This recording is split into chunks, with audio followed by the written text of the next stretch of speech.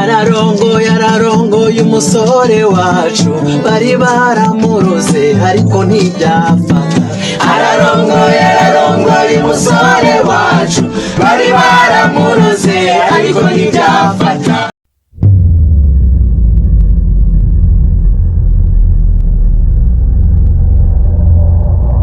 Yes, bihe byiza wowe ukurikira ibiganiro bya Star Galaxy TV nguhaye ikaze hano kuri Star Galaxy TV. Nizere ko umeze neza cyane aho uri mu bice bitandukanye by'iki gihugu cyacu. Ku munsi w'ejo twari mu mpera z'ukwezi kwa munani, yari tariki ya 31, itariki y'ibyishimo, itariki y'umunezero, itariki nziza cyane kabisa. Nizere ko rero mumeze neza cyane. Umunsi w'ejo wari umunsi udasanzwe.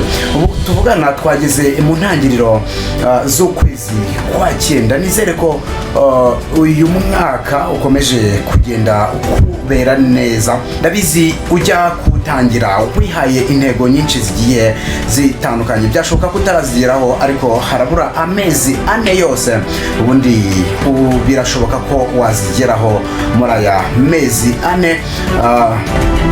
Rero iki tuzinduye hano kuri Star Galaxy TV nkuko nabikubwiye, ku munsi w'ejo yari tariki 31, wari umunsi w'ibyishimo kuri Ishimwe Diodone cyangwa se Prince Kid hamwe na Iradukunda ELSA. Ngira ngo ibintu byari byiza cyane, wari umunsi wabo w'ubukwe. Ngiye kuba nyine gutemberezayo urebe ukuntu byari byifashe, nkwereke tumwe mu duce twaranze bino birori byabo, dore ko abantu benshi bakomeje kugenda batugarukaho kabisa. Nkwereke amafoto ukuntu byari bimeze. Mukobwa ingendo yawe yama mu bitekerezo byanjye, ndakunda ukuntu umwenyura, apfa nkahera kuri iyo nyifato, baza muri iyo micungararo, kotako nagize ngo ndakwiyegereza iruhande. Ngira ngo rero ni impamvu ikintu gihereza uburemere uno munsi wari umunsi udasanzwe, nyuma y'ibintu byavuzwe cyane, nyuma y'ibintu byagiye bigwarukaho mu minsi yagiye itandukanye, mu minsi yashize rwose byari ibintu bidasanzwe, byari ibihe bitoroshye aba bombi banyuzemo. Wari ku ipingu rero yaba Prince Kid kabisa, yatawe mu mugozi avugwaho ibintu byinshi cyane, nyuma y'uko rero Iradukunda ELSA agaragaje kubogamira ku ruhande rwa Prince Kid, nawe akambikwa ipingu. Uyu munsi wari umunsi w'umunezero, bakoze ubukwe bwiza. Nimba udafite ishyari, nimba rwose subwo mbivuge gute, nimba udafite ubugome mu mutima, tanga impundu kuri uyu muryango.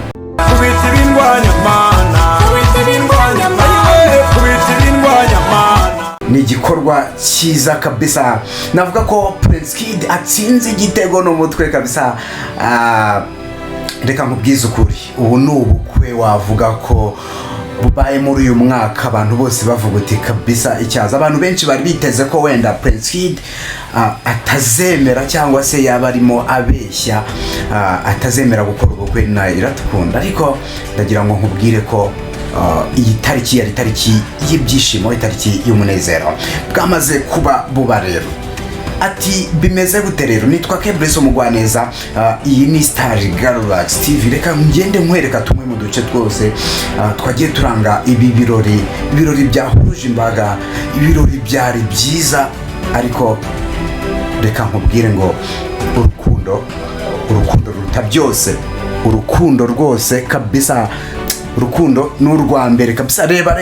Reba hano ukuntu umwana atambuka neza, Yarago byari ibintu byiza cyane. Reba Prince Kid ukuntu hano abareba umukunzi we neza, mwenyura, yishimye, ati twanyuze mu bihe byinshi kabisa, ariko iki nicyo gihe ngo nkwereke urukundo. Ariko urasa neza koko. Prince Kid ibintu byabaye byinshi cyane, amagambo yabaye menshi mu bitangazamakuru ajyamo aravugwa. Ni hatari Prince Kid yaranyirukanye. Yaranyirukanye nta kundi none se ko ari akarima ke. Ariko ntago yanyirukanye kuko bibaho guhinduka n'abanyamuramaka, ariko nyamuneka nareke kunkura ku mugati no kuri hit none se. Abantu bati ko tumana jori Prince Kid kugera mwigize by'agace gace turabigenza gute? Ntacyo yantwara, turacyarubanamo ntaho yanshira, turi kumwe tu.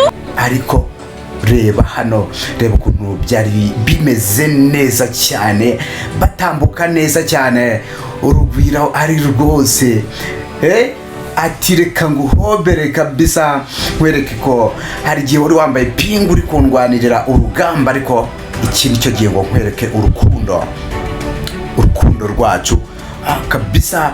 Abanzi babaye benshi muri biriya bihe, ariko iki nicyo gihe ngo tubereke yuko nta kintu bari gukora. Reka nguhobere nkugwemo fresh kabisa, abantu bose babibona. Nkwibutsa iyi ni Star Galwax TV, ugomba kujya ubonaho utuntu twinshi tugiye dutandukanye, inkuru nyinshi ziri update. Ibu n'ubukwe bwa Prince Kid turimo, rero nkwereke nyine tumwe mu duce twagiye turanga bino birori urebe neza. Ibi ni ibirori byitabiriwe na bamwe mu abamisi batandukanye, bagiye baba abamisi mu myaka igiye itandukanye. Yaba Iradukunda Liliane yarahabaye, Intore Masamba nawe ewan yarahari, arimo abyina hariya aririmba, ibintu bimeze neza cyane. Hano ngira ngo murabona Prince Kid arimo atambuka, byari ibintu byiza kabisa, ibintu ubona binogeye amaso kubireba, byari ibirori byiza cyane kabisa. Ariko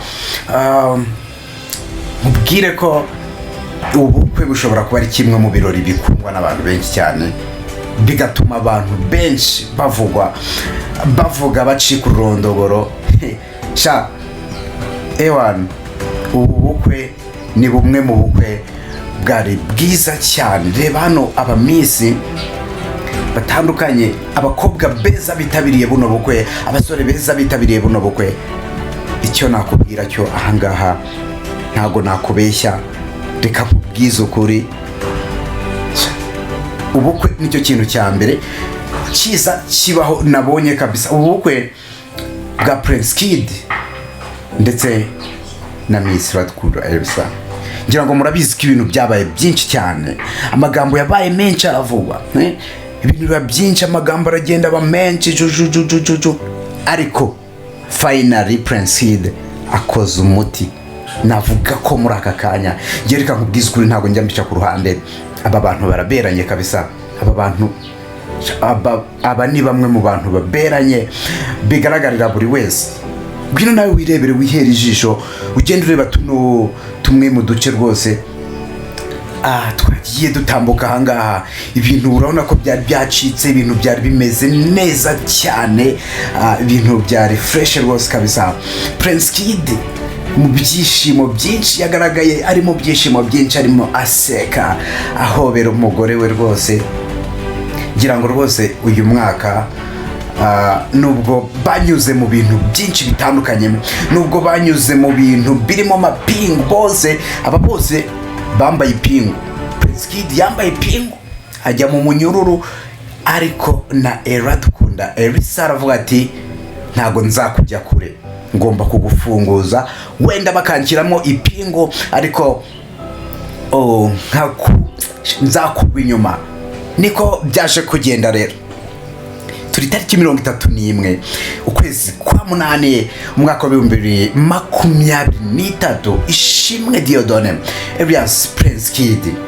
No kuvuga ngo hano bari mu gikorwa cyo gusaba no gukwa Iradukunda ELSA wabaye Miss wo mwaka wa 2017. Abantu benshi nyine bakomeje kugenda babigarukaho. Ngira ngo urabyibuka muri uyu mwaka ushize ndetse no mu ntangiriro z'uyu mwaka, Prince Kid nibwo yari yatawe muri yombe akurikiranwa icyaha cyo kwaka happiness. Abantu bari biteze ko agiye gukatirwa imyaka myinshi bitewe nuko wenda nahamwa iki cyaha bizaba ari ibintu harimo ibihano biremereye cyane, ariko ndagira kubwira ko Satani ahangaha yakozwe n'isoni. Hanyuma Prince Kid ubu ngubu kabisa agirwa umwere kuri icyo gihe, kuri icyo cyaha yaregwaga agirwa umwere. Ubu rero Prince Kid muri abo ba Miss Boss nubwo kugeza ubu ngubu nakubwira ko bitararangira, ariko aho bigeze ni ibintu byiza cyane. Aho bigeze ni ibintu byiza cyane. Nimba yararekuwe uyu munsi akaba akoze ubukwe, ni ibintu byiza cyane kuko ngo Imana yaramubwiye ati Prince Kid mwana wanjye hari icyo naguteguriye, ntago uwo munyururu ugomba kuwugumamo uko byagenda kose. Ni nako byagenze, Prince Kid awuvamo. None nyine rero dore ibyishimo nyine arimo muri aka kanya, ngira ngo abanzi ubu ngubu aho bari kujigirwa. Ntago byoroshye kuko kugeza na n'ubu ngubu ntago baremera yuko yabaye umwere. barajuriye ariko kugeza ubu ngubu Prince Kid ibintu nakubwira ko bimeze neza. Mu mezi ashize nibwo Prince Kid ndetse na Iradukunda ELSA basezeranye mu mategeko, ariko abantu bacika urondogoro baravuga ati ibi ntago bizavamo. Ibi ngibi Prince Kid akoze ni ibiki? Ariko nanone nubwo abikoze kuri pressure. Ariko reka ngende nguhereza update, ngende nkwereka ukuntu ibintu byari bimeze. Ejo bundi ndimo nkugezaho inkuru yo kuri aba bombi n'ubundi yaba Iradukunda ELSA ndetse na Prince Kid bari bakoze bridal shower. Uyu miss agaragara ari mu byishimo, arimo abyina ameze neza. Abenshi baravuze uti nyamara ino bridal shower ishobora kuba Prince Kid arimo asaba Miss Iradukunda ko bahita bibanira nta bintu byo gusaba no gukwa, bakahita bigira mu rugo. Ariko ndagira ngo nkubwire, nyuma yo kuvugwa, nyuma yo kumva bya bindi byose, hari ibintu biza. Buri Imana hari ikintu iba yaraguteguriye kiri inyuma, kiri ndani iyo ngiyo kiza kigakora the challenge, kiza kigakora challenge kabisa. Abantu kahita bavuga ati cyaze kabisa, burya Imana irakora kabisa. Kuntu rero byagenze, none se abantu benshi muba mwibaza kubera iki Miss Iradukunda hari igihe cyageze nawe akambara ipingu kubera Prince Kid. Abantu benshi icyo umukobwa yazize nta kindi, uyu mukobwa yazize ko nyine yakiraga kuri pressure. Abari aba Miss nyine banashinjaga Prince Kid kubaka happiness. Ibyo byarabaye rero. Miss Iradukunda bamwambika ipingu, urabyumva nawe nyine bahise bamuta muri yombi. Ariko tugiye step by step, nkomeje kugenda nkwibutsa ukuntu ibintu byari byifasha ahangaha. Icyo gihe navuga ko ibinyamakuru byinshi bitandukanye byagiye byandika kuri iyi nkuru ati Miss Iradukunda 2017 yatawe muri yombi, hari mu kwezi kwa gatanu. Abantu benshi bari biteze ko nawe ashobora gutabwa muri yombi igihe kinini. Ikintu yaziraga kwari ukubongamira urwego rw'iperereza ndetse no gukoresha inyandiko mpimbano. Urumva ko ibintu rero bitari byoroshye, ariko nkuko tubibona Miss Iradukunda ni umukobwa wakundaga Ishimwe Dieudonné, ariko byashoboka ko Ishimwe Dieudonné atarabizi kuri uru rwego. Ubwo ndavuga Prince Kid, byashoboka ko atarabizi kuri uru rwego. Nuko nguko byaje kugenda. Twagiye dukora inkuru nyinshi cyane zivuga kuri aba ngaba, ariko ntabwo twari tuzi ikibyihishe inyuma. Icyari kibyihishe inyuma rero ni ikihe? Icyari kibyihishe inyuma ni iki ngiki cyagaragaye n'uru rukundo rwari hagati y'aba bombi kabisa. Miss Iradukunda iki gihe disi bamuta muri yombi. Reba ukuntu yari yambaye mu gakote keza navuga ndetse n'agapantaro bisa. Nibwo nyine yatawe muri yombi yari yambaye uko nguko. Benshi dore rero amatitre abashaka views inkuru turazikora ducika urondogoro. Ubwo rero cyabaye n'iki ngiki navuga ngo rero nuko wenda abagabo batavuze impundu akabaye mvuza impundu kuri ibi byabaye. Navuga ko ari ibintu byinshi, ibintu twari twiteze turi benshi, ibintu twashakaga kabisa, gusa ntabwo byigeze nyine birangira uko nguko nihuse. Reka njye finally tugiye nyine byakomeje biravugwa, ni nako yatawe muri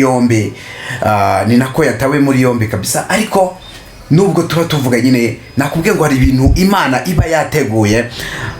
Imana nayo yaravuze ati uyu wambaye ipingu ku bwawe, uyu ni ugomba kuba umugore wawe.